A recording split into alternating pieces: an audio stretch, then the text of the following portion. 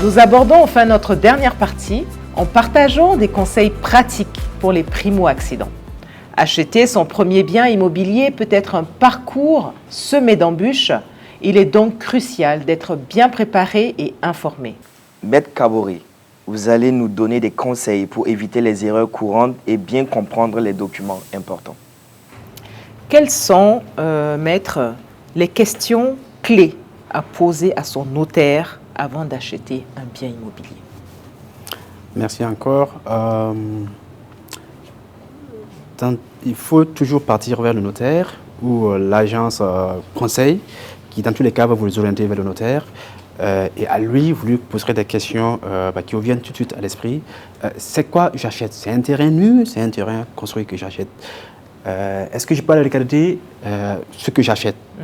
Est-ce que vous êtes sûr que ce que j'achète, c'est ce que j'ai vu comme document terrain? Voilà. Quelle charge je dois m'attendre? Voilà, c'est très important. À quel moment je dois payer le prix? À quel moment j'ai accès à la maison ou au terrain? Donc, autant de questions basiques, ça n'a l'air de rien, mais c'est des questions qui obligent le notaire à trouver des réponses juridiques donc à vos petits questionnements qui sont en train d'être émis. D'accord. Voilà. Donc, et surtout, ne payez pas hors de l'étude. Ne payez pas le prix tout de suite hors de l'étude, surtout sans signature de document. C'est ça. Yeah. Dans ce cas, comment bien choisir son notaire? Quels critères faut-il prendre en compte? Non, c'est une question qui m'embarrasse un peu. Non, vous ne critiquez pas les confrères. Non, les notaires, ils sont tous nommés par l'État pour assurer donc, un certain service. Donc tout le monde on est accessible et on rend le même service.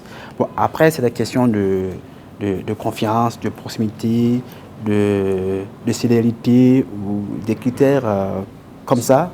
Voilà, donc d'approche, donc autant de critères qui peuvent vous faire basculer d'une étude à une autre étude. L'essentiel, c'est d'aller vers un notaire.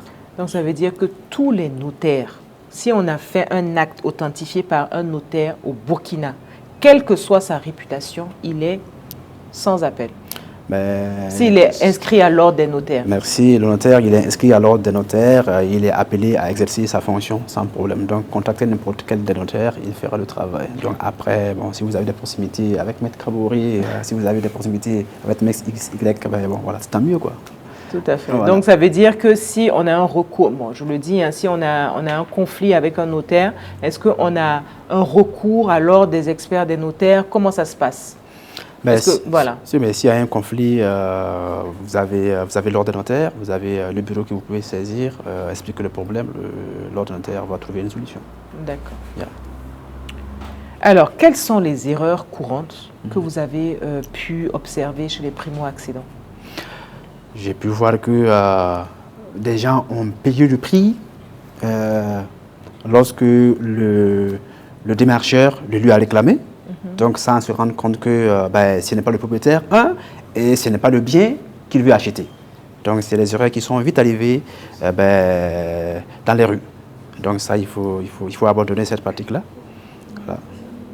Mais vous ne m'avez pas parlé d'une anecdote que moi, on m'a racontée un jour en off.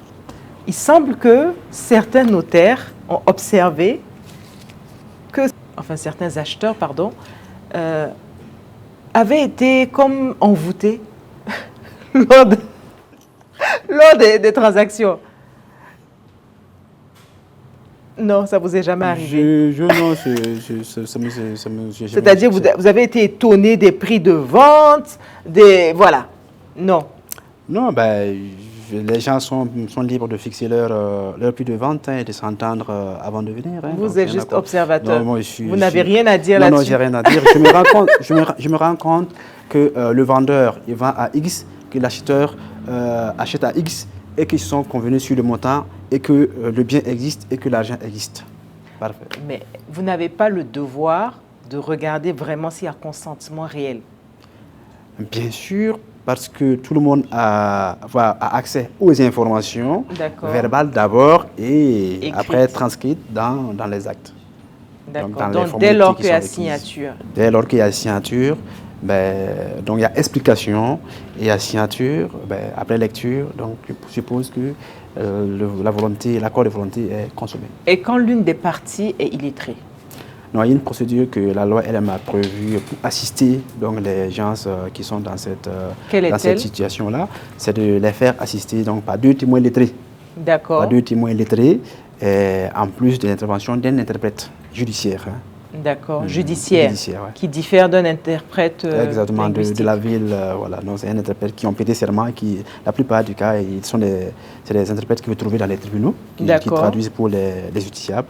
C'est ces mêmes-là, nous faisons recours à ces mêmes-là, donc pour interpréter, lire les actes, traduire les actes dans les langues dans lesquelles ils parlent. Et si justement, moi je pousse un peu les questions, et si vous sentez que le vendeur ou l'une des parties est défaillant, mais il peut signer. Je dis défaillant, par exemple, Alzheimer, il est malade, il est handicapé, voilà. Qu'est-ce que vous, en tant que notaire, mais il signe, il peut consentir, mais vous sentez qu'il y a une défaillance quelque part. Est-ce que vous avez la responsabilité d'interrompre la transaction? Non. Moi, je veux savoir quel est votre, comment on va dire ça, votre déontologie. Vous voyez ce que j'essaie de comprendre. J'essaie de comprendre. Il faut avoir un 6e sens, ça, donc dans la pratique, pour observer l'intéressé. Est-ce qu'il est en possession de toutes ses facultés? Ça va avoir une incidence sur la validité de l'acte. Je l'ai dit tantôt, la validité de l'acte. Donc, quand vous sentez que l'intéressé, malgré son âge, malgré son apparence, il y a des troubles, ça se voit. Donc, vous demandez, il y a des mesures de protection de la loi, vous demandez que la personne soit assistée par un tuteur, ça va être nommé. Voilà, ou que les personnes soient assistées comme il se doit de façon régulière pour que l'acte se passe dans la réglementation que la loi elle l'a voulu. C'est comme ça. Donc, il nous arrive, je ne vous dirai pas, il vous arrive à regarder quelqu'un de savoir que vu son âge, il ne doit pas pouvoir agir seul. C'est ça. Donc, voilà. Donc, ça arrive, quand c'est comme ça, dessaisissez-vous ou bien entourez les solidarités normalement requises pour que ça se passe bien. Et si justement... j'ai mon papa qui est défaillant, qui a Alzheimer, qui va se promener un jour, quelqu'un arrive à le tirer avec son titre pour on va dire une somme dérisoire, finalement, il va signer l'acte. Est-ce que j'ai une possibilité de recours en démontrant qu'il y avait défaillance? Mais bien sûr, la loi a prévu donc des recours si effectivement donc vous êtes prévu la preuve que papa en signant son acte n'était pas en possession de toutes ses facultés, ça veut dire que il a agi étant incapable. Donc la loi prévoit donc ces mesures-là donc pour annuler les opérations passées comme ça. Pouvez-vous nous donner des astuces pour bien comprendre les documents et les clauses importantes, comme les clauses suspensives? Les clauses suspensives, tout comme les autres clauses particulières, c'est le fruit de vos accords. Donc, vous les entraînez parce que c'est votre accord qui a été écrit sous une certaine forme. Donc, dans une lecture lente, vous pouvez bien la comprendre, la clause en question là. Mais de façon générale, même après ces lectures, il faut bien demander au notaire de vous expliquer lors d'un rendez-vous, donc de fond en comble, donc le contenu donc, de ce qui est écrit. Nous arrivons à la fin de notre émission spéciale de Connexion Immobilière. Nous espérons que vous avez trouvé ces informations utiles pour votre première acquisition immobilière. Nous tenons à remercier chaleureusement Maître Herbé Kaboré pour ses conseils précieux et surtout son expertise dans le domaine. Vos explications ont vraiment éclairé les différentes étapes et formalités à suivre. Merci, Maître Kaboré. Je vous prie. N'oubliez pas que bien se préparer et être informé sont les clés pour réussir votre achat immobilier en toute sérénité. Si vous avez des questions ou besoin de plus de conseils, n'hésitez pas à consulter un professionnel comme un notaire pour vous accompagner dans ce parcours. Merci à tous de nous avoir suivis et rendez-vous pour le prochain épisode de Connexion Immobilière où nous allons partager des conseils, des astuces sur l'immobilier. Mais avant de partir, n'oubliez pas de vous abonner sur notre chaîne YouTube Tanguy Immobilier. Likez, commentez, partagez car vos retours nous sont très bénéfiques. À très bientôt et bonne chance dans vos projets immobiliers.